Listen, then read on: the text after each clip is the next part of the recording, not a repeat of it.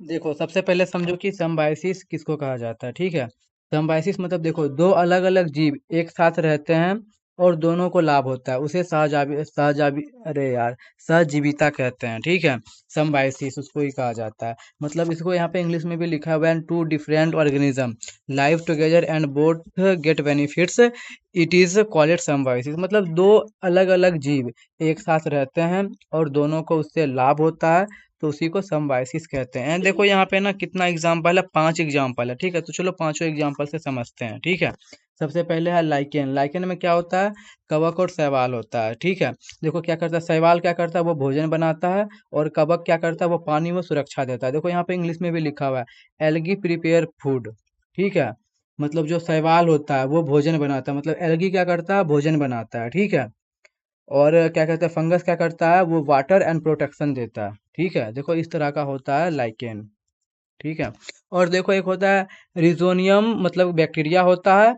And क्या कहते हैं, लिजोमेनियस प्लांट्स होता है, जिसको मटर या चना या फिर कोई भी दाल का प्लांट्स होता है ना, उसको कहते हैं ल्यूजेमियस प्लांट, ठीक है। इसमें क्या होता है, देखो बैक्टीरिया पौधों के लिए नाइट्रोजन स्थिरीकरण करता है। देखो यहाँ पे देखो तुमको दिख रहा होगा, ये जो है ना, ये स्थिरीकरण किया हुआ यहाँ पे दिख रहा होगा इमेज में, ठीक है।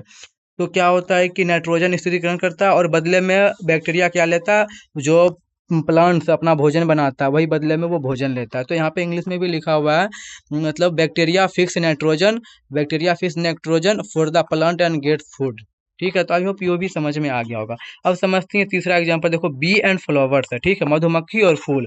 अब देखो यहाँ पे क्या होता है, मधुमक्खी को रस मिलता है, फूल से क्या मिलता है, मधुमक्खी को रस मिलता है और फूलों का परागन हो जाता है, ठीक है। तो देखो यहाँ पे इंग्लिश में भी लिखा हुआ है, bee gets nectar and flower gets pollination. मतलब जैसे फूलों का, मतलब जो फूल होता है, ठीक है, उसमें परागन जो होता है, पोलिनेशन, वो मधुमक्खी जैसे एक मधुमक्खी जो होता है वो एक फूल पे बैठता है, फिर उसका क्या कहते हैं, कुछ होता है ओवरी वगैरह उसको कहा जाता है, फूल का ओवरी, उसको फिर दूसरे फूल पे बैठता है तो वो एक दूसरे से मिल जाता है, जिस वजह से क्या कहते हैं, मतलब उसी को फूलों का पोलिनेशन कहते हैं, ठीक है।